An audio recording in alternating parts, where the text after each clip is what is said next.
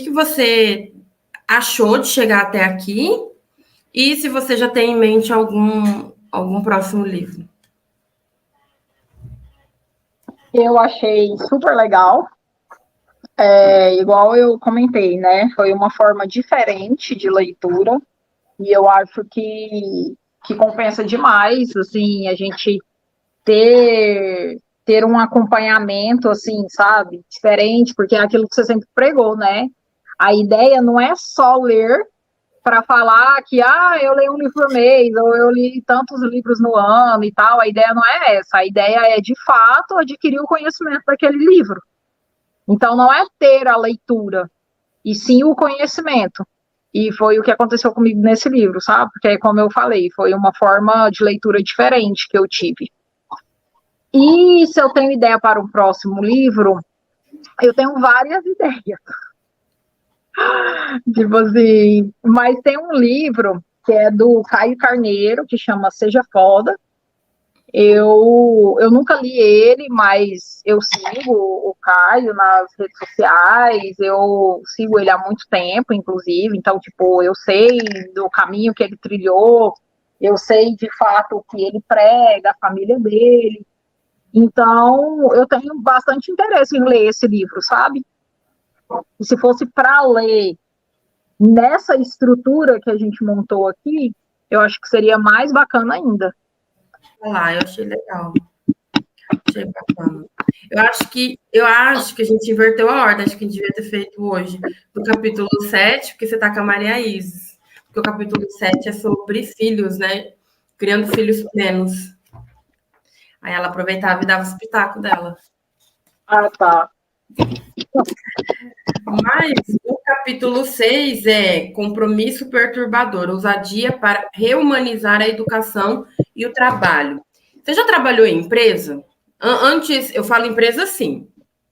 Antes de trabalhar da forma que você trabalha hoje, porque hoje boa parte do seu trabalho é em home office, né? Mas eu já trabalhei, eu trabalhei muitos anos, inclusive, muito tempo, em várias empresas também. Não, 8 horas por dia, sim? sim, minha vida inteira. Hoje, a forma como eu trabalho hoje, na verdade, veio de 2 anos, mais ou menos, para cá, sabe?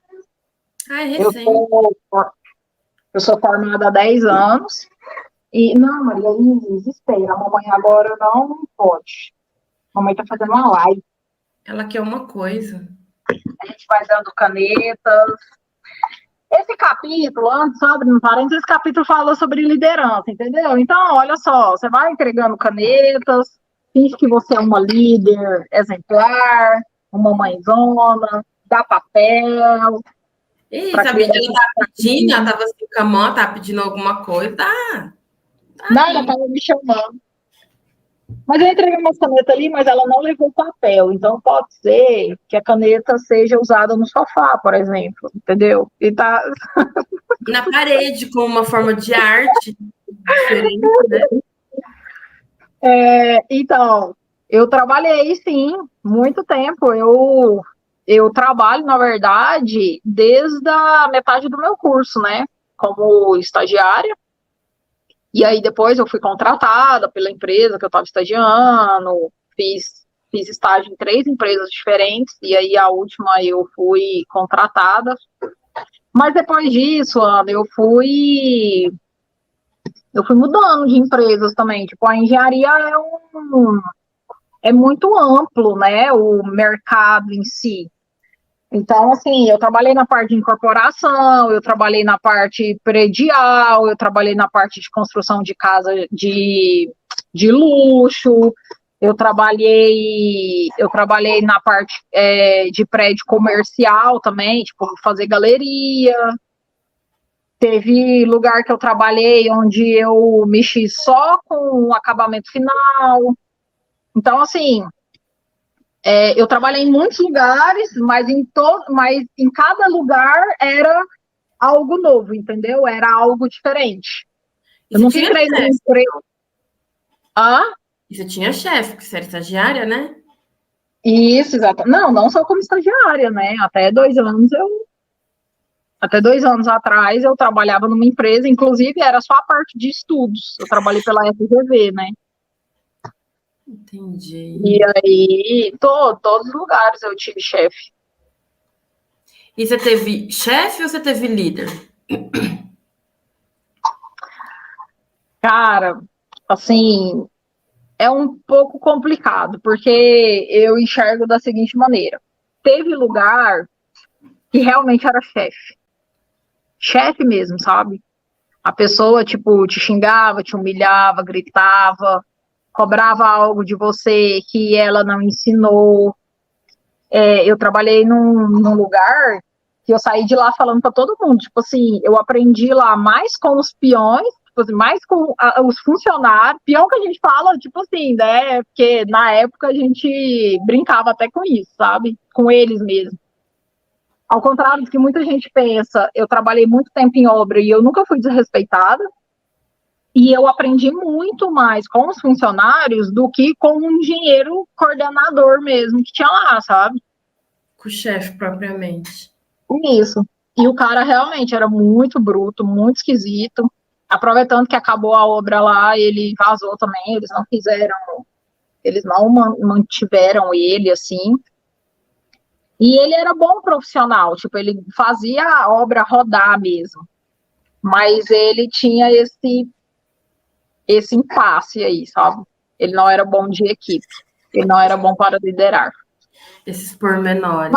tive líderes também. Com certeza, eu já tive pessoas que me ensinaram, pessoas que reconheceram o meu erro como um aprendizado, que me apoiava, que motivava, tudo isso. É aquela história, a gente aprende das duas formas, né? Coisas boas a gente aprende para poder replicar e o que é ruim, o que não fazer, né? Então, por exemplo, pensando que você estava do outro lado, com quem era um chefe ruim, você pensava, nossa, se um dia eu for chefe, eu não vou agir dessa forma, porque nesse capítulo aqui eu perguntei de trabalho, né? Porque ela fala da questão da liderança, e aí ela fala sobre rehumanizar a educação e o trabalho. E aí ela traz o fator vergonha. E quando eu estava lendo uns pedaços aqui, bem específicos, eu fiquei me lembrando muito das vergonhas no ambiente de trabalho e depois das vergonhas da escola. Você quer começar por onde? Pelo trabalho ou pela escola? Por onde você quiser. Já passou vergonha no trabalho? Nossa, demais. Na verdade, não é uma vergonha em si, tipo, foi um erro que eu tive, mas que no final das contas isso se torna vergonhoso, entendeu? Porque existem erros que podem ser evitados, sabe? Então, tipo assim, aí você chega no final do dia, você bota sua cabeça no travesseiro, aí você pensa assim, nossa, velho, que merda, né? Tipo assim, é inaceitável ter acontecido tal coisa. Mas assim, eu lembro de várias coisas. Por exemplo, eu já mandei, por exemplo, para fazer uma laje. Eu não sei nem como é que eu explico aqui, mas a laje era pré-moldada e aí eu mandei projeto errado. Aí chegou lá as lajes pré-moldadas, a gente começou a colocar na obra, não encaixava. E tipo assim, caríssimo, né? Quem que arcou com o prejuízo, né? Lascou. Já teve erro, por exemplo, na hora da concretagem, o ferro ali da fundação sair do lugar e ser concretado torto. Então, assim, realmente são erros que no fim do dia você coloca a cabeça no travesseiro e pensa, nossa, que vergonha, né? São E coisas quando, que realmente não deveria acontecer. e quando esses erros aconteceram? Provavelmente, eu imagino que alguém deva ter chamado sua atenção. Sim. E como é que foi? Foi no sentido líder ou foi no sentido chefe? Até que esses dois erros que eu comentei aqui foram no sentido líder mesmo, sabe? Tipo assim, eu sei que você não tem experiência nessa parte, eu sei que é novo para você, vamos conversar sobre o prejuízo.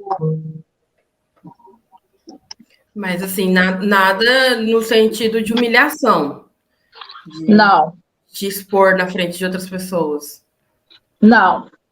Mas, igual eu falei, eu já tive um chefe que todo erro que eu cometi era na frente de todo mundo. Sou incompetente, não sei o quê. Só que, tipo assim, isso não era só comigo, entendeu? Isso Aham. era pra geral. Então, tipo, ele gritava com todo mundo, ele humilhava todo mundo. Então, tipo assim, já teve também o caso da humilhação. Assim, é o tipo de coisa que é ruim, porque, beleza, por mais que você saiba que você não é única, né? Que você não é exclusiva, tipo, ele não tá te humilhando sozinha, mas ainda assim, ninguém quer ficar na mira, né? Quer dizer, você não quer ser o próximo a ser xingado. Você quer passar mais longe da vista dele possível, né? Eu tive uma chefe, ela era bem chefe mesmo. Eu era estagiária numa concessionária e ela era estagiária junto comigo. Na verdade, eu entrei antes, ela entrou depois de mim. E aí acabou que no final das contas nós fomos para outro departamento, para assistência técnica, e lá ela se tornou minha chefe. E aí ela aplicava o terror também na minha vida. E aí aqui ela conta, né? Primeiro sobre os desafios da liderança, e aí ela conta aqui sobre os chefes que utilizam da vergonha para obterem resultado. Então, inclusive, tem uma situação aqui que ela comenta de um chefe que tinha duas listas: as listas dos vencedores e as listas dos perdedores. E aí eu fiquei pensando, né? Nessa minha chefe, na verdade, lá a gente não tinha isso, esse tipo de coisa. Mas era vergonhoso, assim, algumas coisas, igual você falou do seu chefe. De falar de uma forma, às vezes da própria humilhação mesmo. Mas você é burra. Nossa, mas você não sabe o que você está fazendo. Então, não necessariamente tinha a ver com o fator competição, mas tinha essa vergonha de ser chamada de burra na frente de outras pessoas, né? Para mim era constrangedor. E aí ela conta aqui, né, que tinha funcionária que trabalhava na empresa e aí tinha a lista do perdedor e a lista dos vencedores. E aí ela estava na lista dos vencedores. E aí, por conta de um erro, alguma coisa que aconteceu, ela foi parar na lista dos perdedores. E o quanto que isso impacta na autoestima da gente, né? Ela não fala de autoestima, mas se a gente vai ler nas entrelinhas, o quanto que isso impacta na autoestima da gente, porque às vezes a gente não quer continuar num trabalho, em algum lugar, por conta disso, não porque a gente não é competente ou não é bom no que faz, mas é porque tem alguém que coloca em dúvida nossa própria capacidade. Quer dizer, eu sei que eu sou boa, nem no seu caso, eu sei que eu estou aprendendo, eu sei que errar é normal, faz parte do aprendizado. Mas imagina se você tivesse tido, nesse caso, nesses dois casos aí, pessoas que tiveram te humilhado, né? Quer dizer, esquecesse o fato de que você está aprendendo e tivesse te humilhado. Nossa, Bárbara, quem você pensa que é e não sei o quê, enfim, né?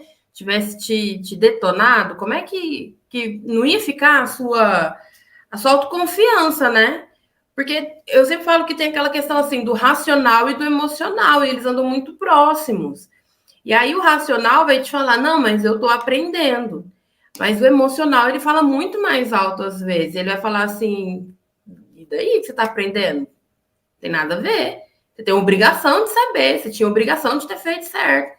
E aí essa vergonha, ela volta contra a gente, né? Porque a gente fica com vergonha e começa a duvidar da nossa própria capacidade, né? E é isso mesmo.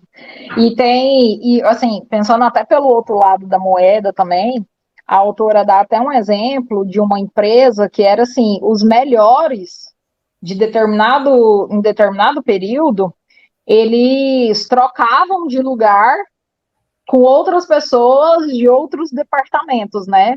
De E sala, aí né? até pode falar. Não, então, de sala, né? Eles trocavam de sala, né? E aí tem até, diferente desse exemplo que você citou aí, que a autora explica aqui, essa que você citou, por algum motivo, a funcionária foi para a lista de perdedores.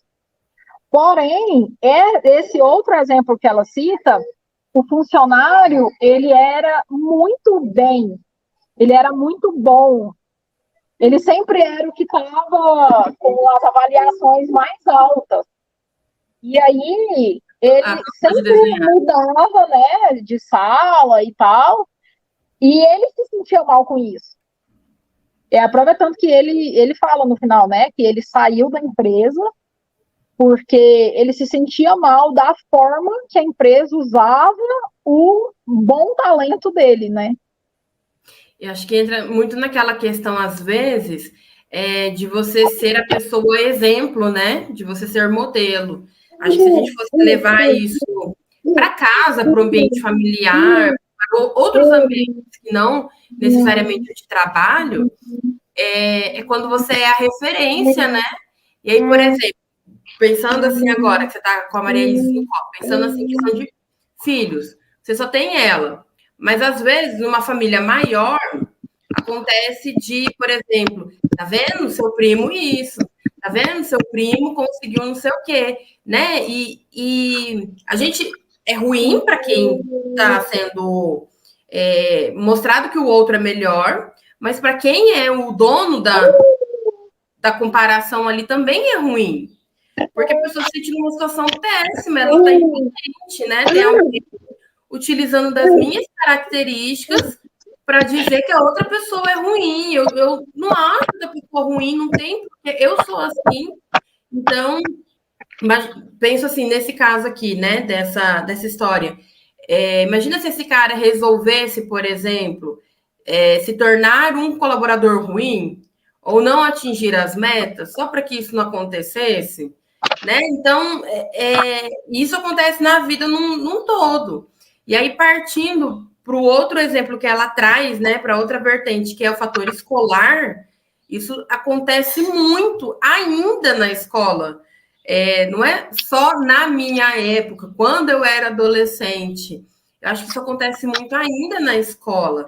Você teve alguma situação na escola que você lembra que você foi envergonhada por professor ou por diretor, que deveria ter dado exemplo, mas que só piorou a situação? Ana, só abrindo um parênteses aí antes, voltando ao assunto que você falou aí, tem gente que compara, né? Tipo, seu primo conseguiu, seu primo não conseguiu. Tipo, na minha infância, eu fui muito comparada com primas minhas. Muito mesmo, porque, tipo assim, enquanto eu era a que gostava lá de Sandy Júnior, de Chiquitita, de não sei o que, não deve ser do seu tempo, né? Você é jovem e tal. Mas, assim, eu tinha primas que gostavam de teatro, de cinema, que escutava Chico Buarque e tudo. E, querendo ou não, há uma comparação, tipo, de um gosto, a gente fala que gosto não se discute, mas há comparação. Tipo, o gosto daquela ali é mais elitizado, é mais refinado. A outra é povão, sei lá, sabe? É criancice, não sei o quê, não vai amadurecer nunca. Mas, assim, não falando mal, mas já falando. Hoje, tipo assim, eu sou até melhor, né, entre aspas, assim, tanto financeiro quanto, sei lá, sem querer comparar, mas é melhor do que a comparação que fazia com as minhas primas antes, sabe? Uhum. Então, tipo, isso é só um trauma que você causa na cabeça mesmo da pessoa, porque, de fato, não vai te levar para lugar nenhum. Assim, o fato de, na minha infância, eu escutar Sandy Júnior e não escutar Chico Buarque, não me fez pior hoje, entendeu? Então, assim, são traumas que você só causa na vida da pessoa, porque não vai fazer ela melhor, E das entende? duas pessoas, né? E das duas pessoas, exatamente, não fez as minhas primas melhores do que eu e não me fez, de alguma forma, piores do que ela. a mamãe não pode ir. Não, fica aqui, deixa a Rose trabalhar. E abrindo, continuando o parênteses, né? Você falou de buscar as referências também, tipo, porque olha o que aconteceu com seu primo e tal, não sei o quê, e isso é um fato que aconteceu comigo. E esses dias eu escutei um vídeo também de uma pessoa que eu considero uma referência para mim, um grande player do mercado aí. Ele falou exatamente isso. Ele, cara, toda família ou todo lugar, você busca referências. Eu falo isso nas minhas palestras também. Você busca referências. Quem que é a referência para você? É aquilo que a gente comentou também na live passada, né? Tipo, eu vou sobre finanças, eu vou ouvir uma pessoa falar sobre finanças para mim, uma pessoa que é quebrada, uma pessoa que não sabe de investimentos e tudo. Então, assim, quem que você vai buscar referências? E é como você falou, existe a referência para o lado bom e existe a referência para o lado ruim. Sim. Aí, esse coach aí, ele fala exatamente isso. Ele, toda família ou todo lugar tem aquele tio Carlos, né? Você vai ficar igual o tio Carlos. Se você não estudar, se você não fizer isso, tá vendo como o tio Carlos lá age, não sei o quê? Exatamente. E é como você falou, isso é ruim para os dois lados. Por mais que exista a referência boa também, sim, existe a referência ruim. E ambas as coisas, e ambos, assim, eu acho que influencia bastante, na maioria das vezes, negativamente, sabe? Sim, porque, por exemplo, quando você, pensando no aspecto familiar, né? Quando você compara, principalmente, sei lá, adolescente, né? Os primos e tudo mais, você é porque você é ruim. Então, você não é bom o suficiente. E o outro, ele recebe a carga de ser muito bom. Então, ele tem que sempre se superar. Então, acaba sendo ruim para os dois. E por um terceiro ponto, porque às vezes acaba gerando ali uma animosidade entre os primos por conta de fatores externos, que são as mães, às vezes, né? Às vezes as mães têm as próprias tretas entre elas e os filhos acabam recebendo essa carga, né? Então, por exemplo, o fato de te usar para comparar, Bárbara, mas você tem que ser mais mocinha, igual a sua prima fulana de tal, fecha as pernas, come direito, fecha a boca para comer. Eu já comentei isso com você? Como é que você sabe, então? Porque é muito comum. É muito comum. Na minha casa, as comparações eram do tipo fala baixo. Eu sempre fui muito, né? Nossa. Você já fala baixo, você não sabe se comportar, silêncio, não sei o quê.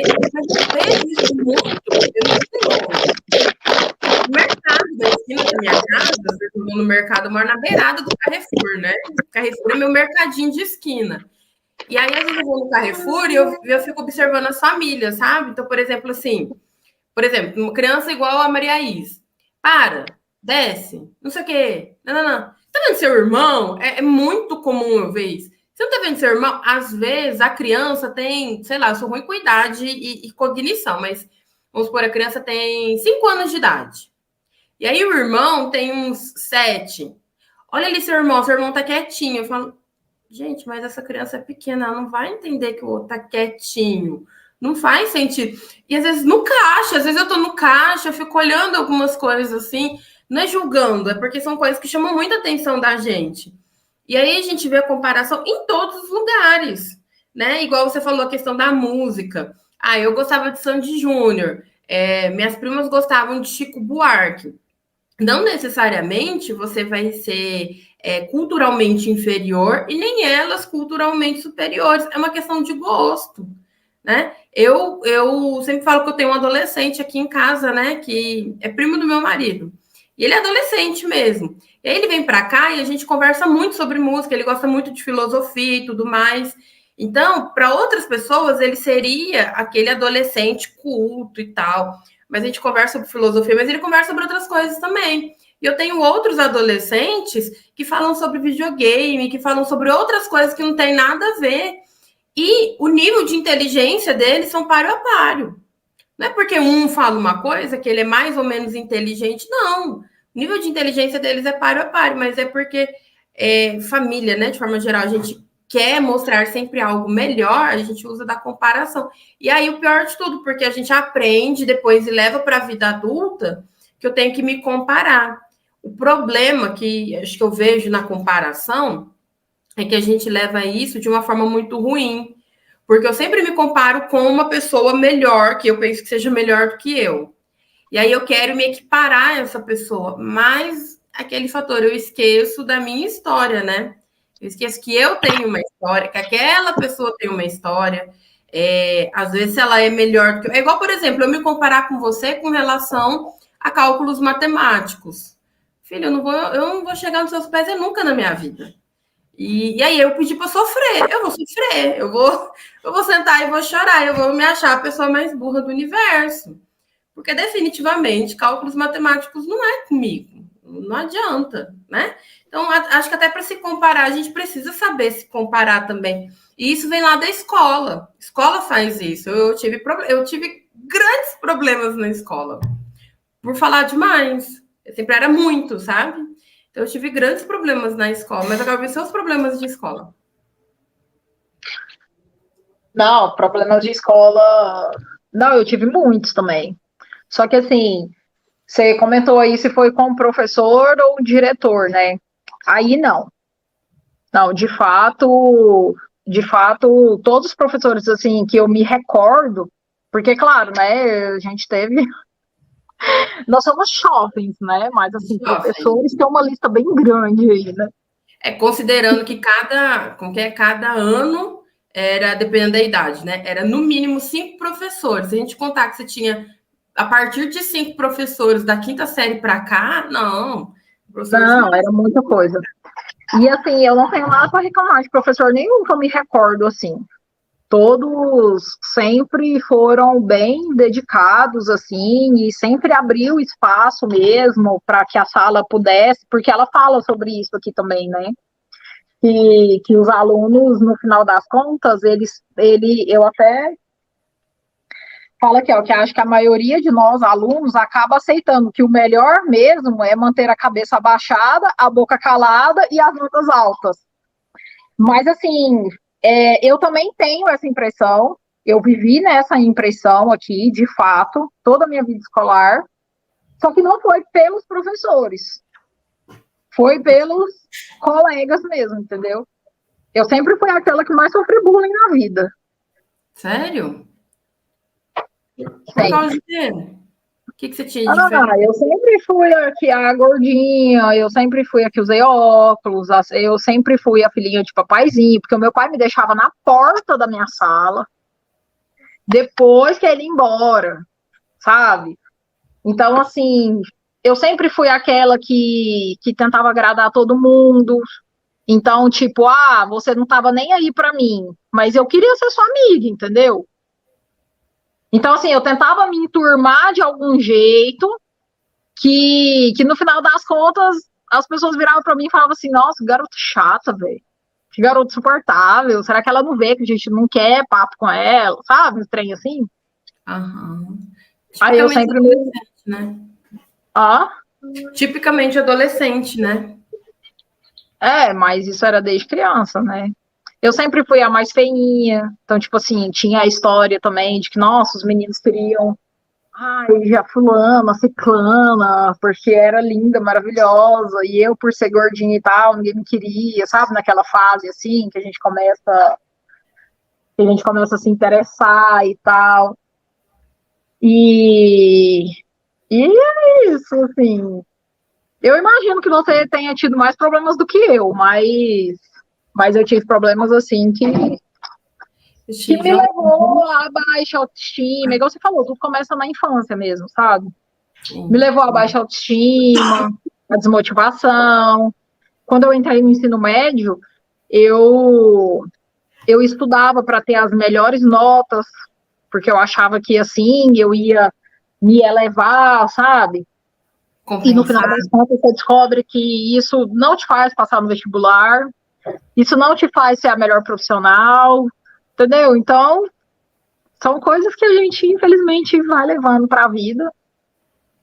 Só que hoje eu já superei. Eu acho que eu tô mais com um pezinho, assim, mesmo que eu ainda procrastine muitas coisas, mesmo que, dependendo da pessoa que chegar em mim e fazer uma crítica, eu ainda fico um pouco baqueada, mesmo que ainda aconteça coisas assim, mesmo que a minha autoestima ainda não seja lá em cima, mas hoje eu tenho a consciência de que eu tenho mais um pé no que ela fala aqui, em me considerar o bastante e entender e saber filtrar críticas, e é como a gente comentou aqui antes, buscar referências, tipo, você está escutando o que de quem? Entendeu? A pessoa chega em você e fala que você tem que emagrecer não sei quantos quilos, por exemplo. Que, infelizmente, o peso é algo que mexe, pelo menos para mim, mexe na minha autoestima. Mas peraí, você olha para a pessoa tem o corpo pior que o seu, entendeu? A pessoa vira para você e fala, não, porque você tem que fazer atividade física. Mas quem está te falando isso é um sedentário. Então hoje eu sei filtrar o que escutar, sabe? Mas também não vou ser hipócrita de falar que eu me considero ser o bastante e nada me abala. Não, também não é assim. Mas hoje eu entendo que eu estou num crescimento pessoal melhor do que tá acima dos traumas que eu tive na minha infância, entendeu? Em relação a isso. Entendi. Ah, eu tive na escola, eu tive uma com uma professora, e essa é assim, a clássica da minha vida, né? Se você perguntar para minha mãe, é isso que ela vai lembrar. Eu tive uma professora, eu estudava numa escola, e eu saí dessa escola e fui estudar numa escola perto da minha casa, na esquina da minha casa, esquina mesmo, 4 casas de distância, assim, era super perto. E aí eu tinha uma professora que ela pegava muito no meu pé, muito. E aí, para contribuir com o fato dela pegar no meu pé, eu colaborava, porque eu não fazia atividade. E aí ela passava atividade, eu chegava no outro dia com meu caderno em branco, assim, todas as atividades sem fazer. Então, assim, aquela história, a pessoa também não se ajuda, né? Então, realmente, eu não me ajudava. E aí eu chegava em branco, e aí o que ela fazia? Ela não podia me deixar mais em pé atrás da porta com orelha de burro, mas eu já não era mais dessa época. Mas eu acho que ela era. Então, o que ela fazia? Ela me deixava em pé na minha mesa, a aula toda. Então, é tipo assim: você não fez tarefa, você não vai sentar. E aí eu ficava, desde a hora que ela pegava a atividade para corrigir até o final da aula. Então, assim, às vezes eu tinha a sorte dela pegar a atividade para corrigir depois do intervalo, depois do recreio. Porque daí era pouco tempo que eu ia ficar de pé. Mas quando era antes do recreio, eu estava muito lascada, porque daí eu ficava o tempo todo em pé. Ela não me deixava sentar, eu passava as aulas todas em pé, porque eu não tinha feito tarefa. E aí eu ficava lá, feito besta, em pé, sabe? E copiava em pé, enfim, ela me deixava em pé um tempão, porque eu não tinha feito atividade. E aí um dia ela descobriu que a minha mãe, essa era professora, estudava em escola pública, e a minha mãe trabalhava na Secretaria de Educação. Minha mãe era secretária na Secretaria de Educação. O dia que a minha professora descobriu que a minha mãe trabalhava na Secretaria de Educação, a minha vida mudou da água para o vinho. Eu nunca mais fiquei uma aula em pé e virei a melhor aluna da sala. Ela perguntava tudo para mim, perguntava a minha opinião, a pessoa me tratava assim, e eu não sabia o que tinha acontecido, né? Mas eu era exposta, assim, direto. E aí é como se eu fosse aquela aluna rebelde. Só que a verdade mesmo é que eu sempre fui muito tímida. Muito tímida. Sempre fui muito faladeira, mas assim, muito faladeira dentro de casa e no meu grupo de amigos, sabe? Aquela que fala pelos cotovelos, né? Minha mãe até falava muito isso. Mas em outras circunstâncias, eu sempre fui muito envergonhada e tal. Então, imagina, para mim, sei lá quantos anos eu tinha, mas 10, 11, ser o centro das atenções numa sala, você ficar em pé na sala, enquanto tá todo mundo sentado fazendo atividade e você em pé, para mim era a morte. Eu queria abrir o chão ali, entrar lá dentro e ficar lá, né? Aí você pensa, nossa, Ana Paula, mas era simples resolver, era só fazer atividade. Eu não sei o que aconteceu, eu não fazia, eu não gostava de fazer, enfim, nunca fiz. Nunca fiz. Na faculdade também eu fui bem, mais ou menos também, não aprendi a lição, não. Mas eu era exposta desse jeito, porque eu ficava em pé, né? Então era péssimo, assim, para a bendita da autoestima, era péssimo. Mas aí, depois que acabou esse problema com o professor, aí eu sofri outros problemas de bullying normais da vida do adolescente. Aí eu já nem, não dá nem para considerar, não, porque era bullying demais, mas eu consegui passar por todos. Eu tive momentos, né? Tive momentos que eu sofria bullying e tinha momentos que eu tava bem, que era a época que, nossa, esse ano é muito bom, não sofri um bullying, né? Tá tudo certo e tal, mas faz parte. Mas experimentei essa questão dessa hierarquia na escola dessa forma, né? É aquele famoso assim, olha, sou eu que falo, você cala a boca.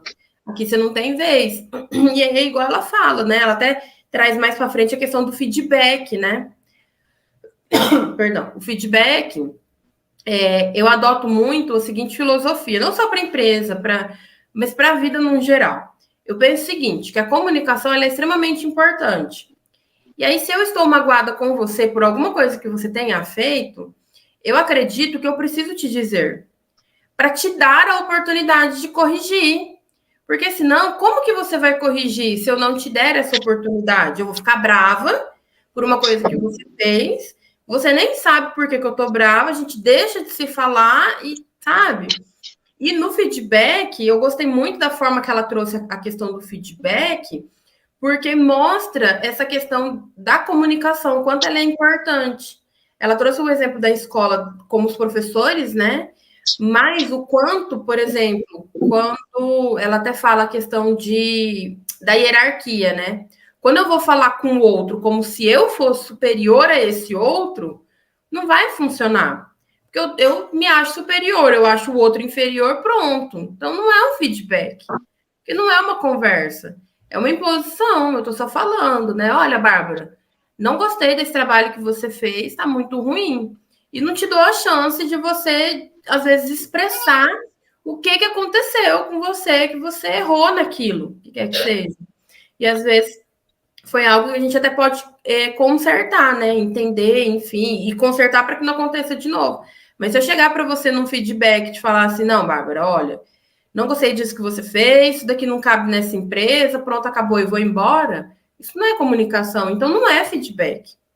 Feedback é eu te mostrar o que está acontecendo e você sentar e a gente entender junto, ok, o que a gente pode fazer para melhorar isso? O que a gente pode fazer? Porque senão é aquela história, igual ela falou, vai entrar no ouvido e sair pelo outro, né? Tipo, é isso, não, tá ruim, não, tudo bem, tá ruim mesmo, pronto. Né? Vai entrar num ouvido e sair pelo outro. Exatamente. Eu trabalhei numa empresa, eu fiquei nessa empresa por 4 anos. E essa empresa tinha de fato essa cultura, sabe? De fazer um feedback. Toda sexta-feira, a nossa chefe, ela sentava com cada um e dava um feedback individual, sabe? Só que é assim, é como ela fala aqui também, né? É muito difícil para quem está recebendo um feedback e muito difícil para quem está dando um feedback. Porque o que acontece? Aí, no final das contas, eu mudei de equipe e aí foi outra chefe que começou a me dar feedbacks, né? Porque daí eu mudei de equipe e tal, não sei o quê.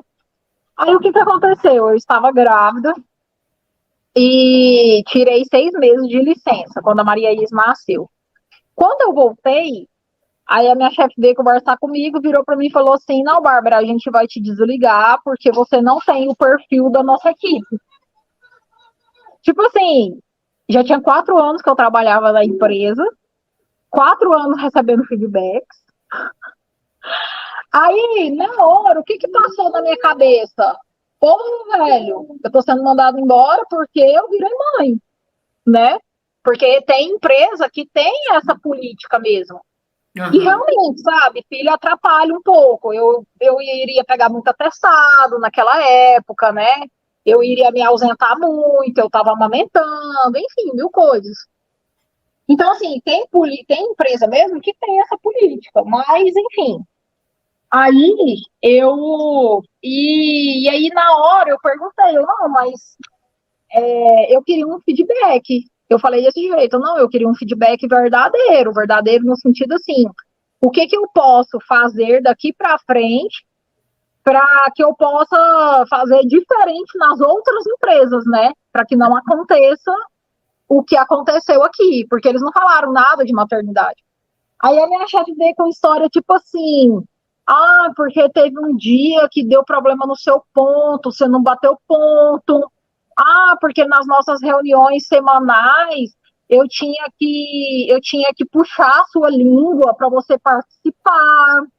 E não sei o que. Ela começou a listar assim alguns itens que eu fiquei pensando assim, caraca, velho, a mulher faz feedback comigo toda semana. E aí, na hora de me desligar, ela vem falar que eu não ser participativa numa reunião, isso era algo ruim na visão dela. Porque, de fato, eu ficava na minha. Eu concordo, eu ficava na minha. Mas, assim, eu nunca tive o feedback de que isso era uma visão negativa, entendeu? Quer dizer, não te deram tempo, né? Durante os feedbacks recorrentes, olha, Bárbara, nessa semana você não foi participativa, quer dizer, não te deram a chance de corrigir aquilo que eles consideravam algo ruim, um erro, né? Exatamente. Então, assim, em relação ao feedback, eu tive essa experiência ruim, sabe? Mas, ao mesmo tempo, eu sou uma pessoa que busco muito feedback. Eu sempre estou perguntando mesmo para as pessoas, tipo, igual já aconteceu com a gente mesmo, né? De eu te mandar mensagem falando, me dá um feedback, o que você está achando das lives, no que eu posso agregar positivamente, ou o que eu fiz que você acha que não deu certo. Então, assim, eu sou o tipo de pessoa que sempre estou buscando feedback. Mas eu entendo também que tem gente que não quer o feedback. Às vezes as Tem pessoas gente também têm que. histórico ruim com feedback, né? Então, pedir o feedback chega a ser complicado, né? Não, eu vou pedir. Se eu pedir um feedback, eu tô dando carta branca para ser humilhado, então melhor não pedir. E o papel do feedback não é para ser esse, né? Não é para você ser humilhado, pelo contrário. É igual você falou. Se ela tivesse chegado e falado para você, Bárbara, você não foi muito participativa, muito comunicativa, e isso é ruim, a gente precisa ouvir você, a gente precisa da sua participação, você teria tido a chance de poder corrigir isso, né? Quer dizer, não te deram essa chance. Então, feedback, em teoria, é para isso. Por que ela tá chorando, gente? Tadinha. Fala pra Tiana, por que você tá chorando? Por que você tá chorando, Maria? O que você quer? Porque ela tá chegando numa fase que ela não consegue me ver fazendo outra coisa, entendeu? Então, tipo assim, toda hora ela me chama, toda hora ela puxa no meu dedo. Ana, é muito engraçado. Toda hora ela puxa o meu dedo, às vezes a gente dá um passeio pela casa e pronto. Tipo, ela não quer nada. Ela só quer ficar me puxando. Entendeu? É a sua companhia. Os meus primos, nessa idade assim, eles sentavam no meu colo e ficavam mexendo na minha orelha. E fazia isso pelo menos uma vez no dia. Se não fizesse isso, não estava satisfeita, a criatura não dormia. E ficava na minha orelha. Eu não podia nem usar brinco mais, porque ficava na minha orelha, sabe? Eu tinha que tirar o brinco quando eu ia ver a criatura, porque ficava ali na minha orelha. Se não pegasse na minha orelha, não estava bom, não. Nossa, pois é, desse jeito. Aí tem as fases, né? Mas cada fase a gente vai vivendo, vamos dando um feedback pra gente mesmos, entendeu? E vai É o sentindo que a falta gente quer. depois. Vai passando, aí vai olhando para trás e fala, nossa, Exatamente. que falta que me faz. Nossa, agora é assim, antes era assado. É, Então, ó, Bárbara, para a gente encaminhar para um fim aí, ela traz aqui, eu gostei, achei interessante, algumas frases que ela até aponta nessa questão da própria vulnerabilidade, né? Até fala assim, ó, nas escolas, nos negócios, nas comunidades, em qualquer sistema, podemos saber bastante sobre como as pessoas estão comprometidas com a vulnerabilidade ao observar com que frequência e com que abertura nós as ouvimos dizer. Aí vem uma lista, né? Então, eu não sei, eu preciso de ajuda. Quero só parar aqui no eu não sei. É difícil um lugar, falando de trabalho, né? Que você admita que não sabe. Acho que só trabalho não. Pensando que a gente estava falando sobre escola, também, né? Porque às vezes eu vou para as escolas fazer palestra, e aí eu falo, por exemplo, de alguns aspectos igual o TDAH. E aí a gente sabe que tem aquele aluno que ele tem uma dificuldade maior de entender algumas coisas, seja por TDAH ou não. E aí eu sempre falo, né? Falo assim, sabe aquele colega que o professor explica uma vez, e aí ele levanta a mão e fala assim, não entendi. E aí o professor explica, e seu colega fala pela segunda vez, não entendi. E aí rola uma terceira vez, aí você vira o olho e fala, ah, fulano, cala a boca, depois eu te ensino. E eu sempre falo muito isso, né? O quanto que é ruim a gente virar o olho para o colega quando ele faz isso, porque nas próximas vezes a gente está tirando dele o direito dele de se expressar e de mostrar que ele não entendeu. Então, assim, é algo que a gente faz e que acaba contribuindo negativamente para que a outra pessoa não se expresse. Porque se toda vez que ela vai se expressar, gente, ela é ridicularizada, né? As pessoas, enfim, acabam apontando alguma situação, ela vai deixar de se comunicar. E aí isso é na infância, mas quando chegar na vida adulta e ela for para o mercado de trabalho, isso também vai acontecer. Principalmente porque o mercado de trabalho, quando você é adolescente, partindo aí para a vida adulta, ele é aterrorizante, né? Nossa, trabalho, chefe, a gente entende assim, nossa, gente adulta, né?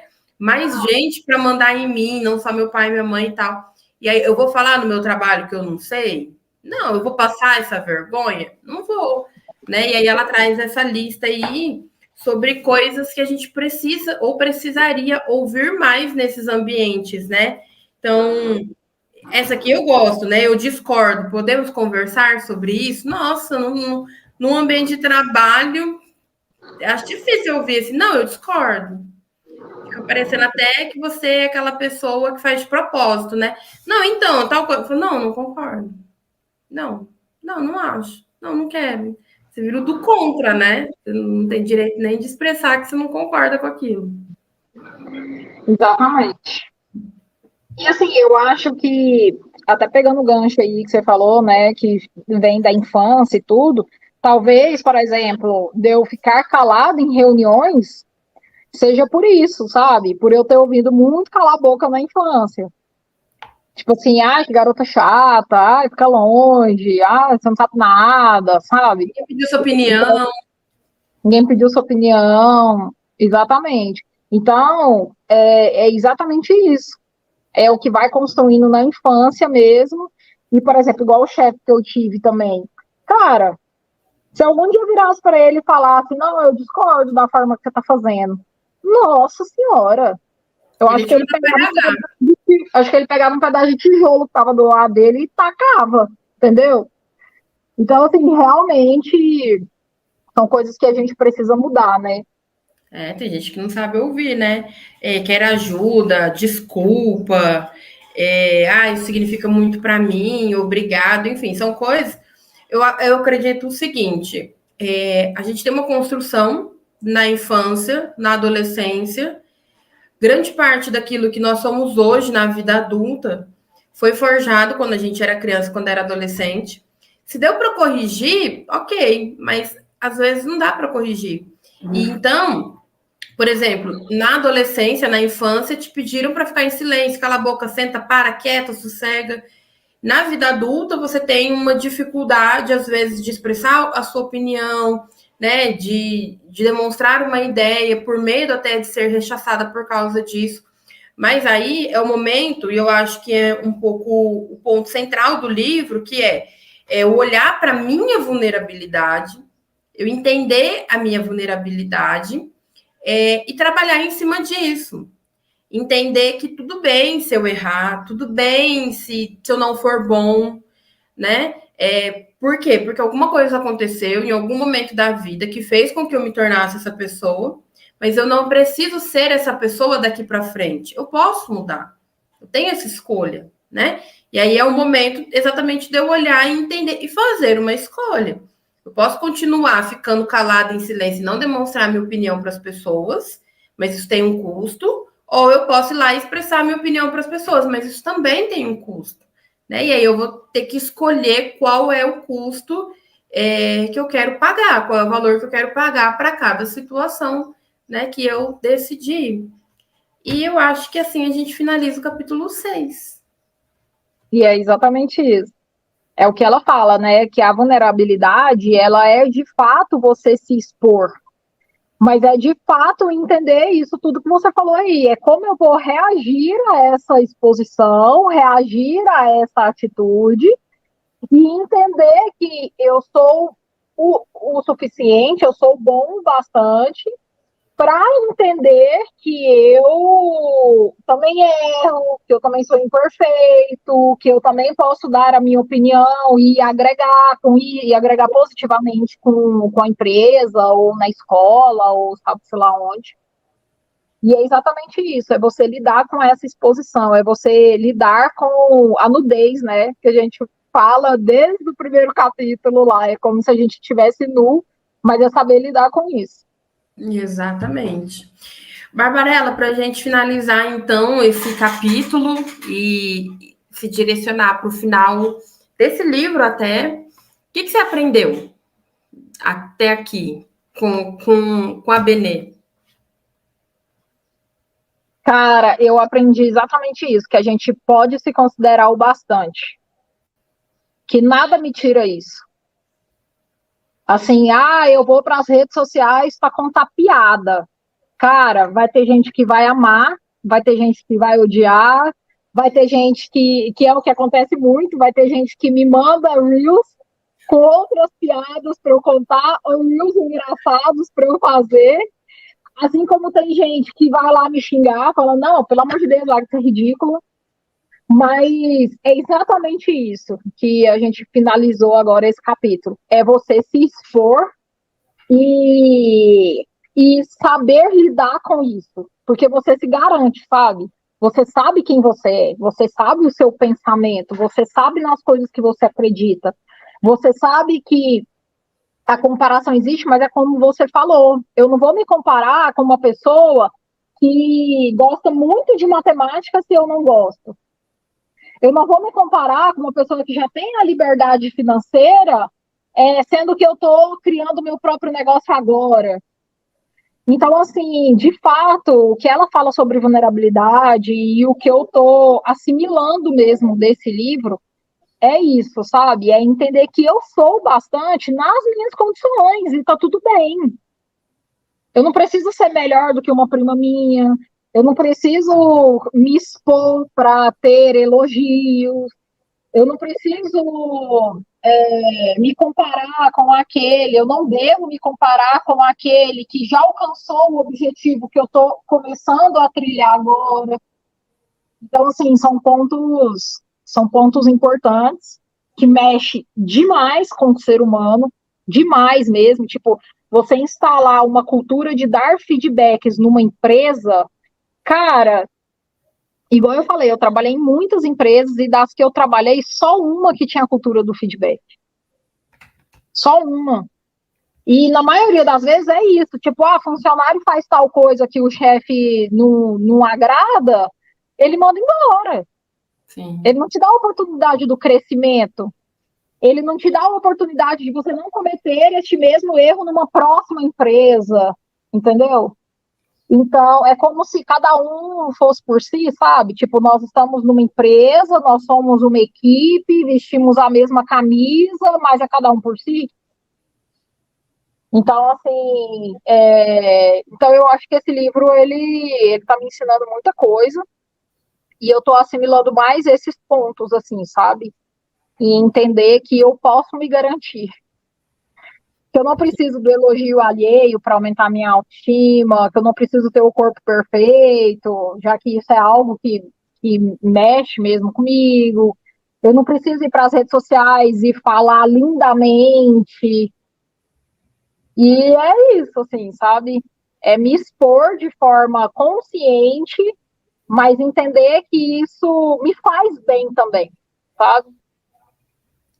E é isso. Bom, gostei bastante. E você? Me fala também a sua opinião. Esse livro me ensinou muita coisa. Primeiro que eu posso chegar no final de um livro, eu consigo. Que tudo bem a gente ler um livro inteiro, mesmo que a gente goste só de algumas partes, é importante também. Mas eu faço assim muito das suas palavras, minhas palavras, assim. Aprendi de fato muitas coisas, principalmente sobre a questão da exposição e a questão da comparação. E teve até uma das lives que a gente conversou muito sobre aquela questão do orgulho também, né? Que a gente, em diversos momentos, eu acredito o seguinte: quando a gente está com uma boa autoestima, sempre vai ter alguém para tentar minar a nossa autoestima. Não porque às vezes as pessoas não gostam da gente, mas porque as pessoas acham que isso não é certo, sabe? É aquela história, eu uso muito a seguinte frase, eu falo assim, gente feliz incomoda. Gente feliz incomoda, né? Então, quando você tá com a autoestima boa, quando você tá. Sempre vai aparecer alguém para te falar assim, baixa a bola, fala baixo, senta direito, Você né? tá arrogante. É aquilo do primeiro capítulo, né? Você é arrogante. Olha isso que você tá falando, essa arrogância sua, né? E não é isso. Na verdade, é porque realmente a gente é ensinado errado, porque quem nos ensinou foi ensinado errado e assim sucessivamente, mas a gente não precisa replicar isso, né? Igual eu falei mais cedo, não é Quebrar o porque padrão, né? quebrar o padrão, não é porque eu aprendi assim que eu vou continuar sendo assim, eu posso mudar esse padrão, né? Eu posso fazer diferente. Então é sobre a minha decisão daqui para frente, é sobre o que eu escolho. Então é isso, você aprende muitas coisas. A gente tem mais um capítulo aí para a próxima semana, né? Para outra semana. E aí, depois disso, não sei o que vai ser, mas a gente comunica às pessoas o que a gente vai fazer, quais são os próximos rumos. A gente vai andando de carro e consertando o pneu. É isso, a gente vai andando e consertando, tá tudo certo, né? Tá tudo certo. Eu gostei bastante, foi uma experiência muito boa, mas a gente volta aqui, porque já fica aberto o convite, para a gente voltar aqui, para a gente fazer essas considerações mesmo, dos nossos aprendizados, enfim. E também da divulgação do próximo livro, quando vai ser, enfim, mas sem colocar o carro na frente dos bois. A gente está no capítulo 6, a gente fala disso no final do capítulo 7, quando a gente fechar o livro de fato. Então, é isso. Fechamos por hoje? Fechamos. Foi lindo. Barbarella, sempre muito bom estar com você, participar com você. Muito bom hoje ter a presença de Maria Isis, mesmo que rapidinho. Às vezes ajudando, às vezes atrapalhando. Sendo criança, faz parte. É assim que funciona. Muito bom, e a gente vai finalizando então. Fechou? Fechou. Bom, Beijo.